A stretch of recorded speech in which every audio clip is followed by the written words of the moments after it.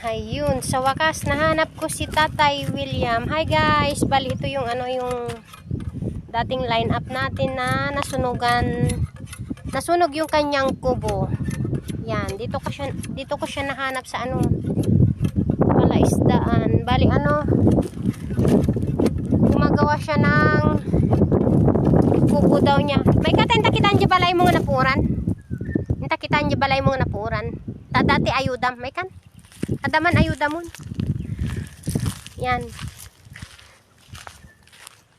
Gumagawa siya ng kubo niya guys kasi nasunog yung kanyang kubo. Sinunog ng mga batang loko-loko. Yan na siya yan yung mga kahoy.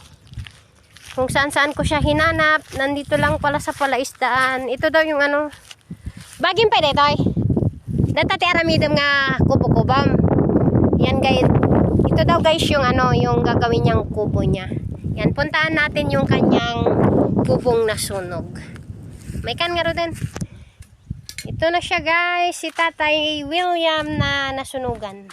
Yan, nasunog yung kanyang kubo. Bibigay natin yung kanyang ayuda. Ato di ayudam! Grocery.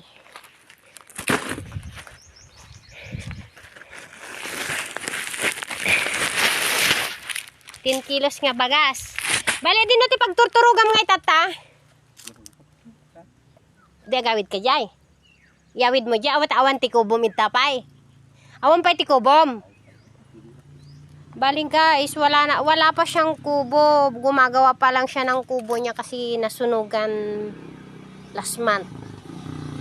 Yan.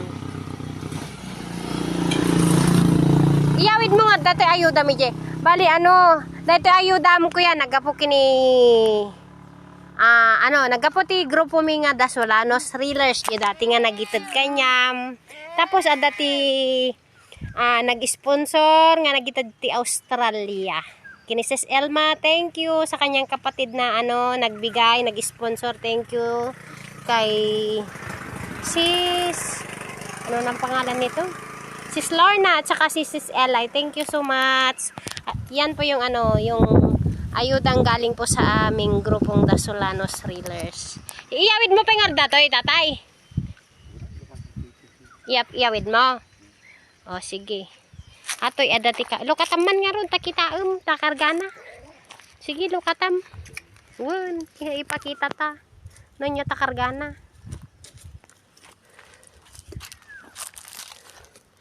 Baka may gustong mag-sponsor diyan kahit kahit yero man lang para kay tatay. Kasi nasunog yung kanyang kubo. Sinunog ng mga batang loko-loko. Yan, kaya kanina nakita ko nandiyan siya nililinis niya yung mga kawayan na ipapatay yung kubo-kubo niya.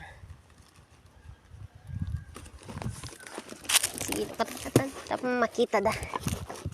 Makita dyan.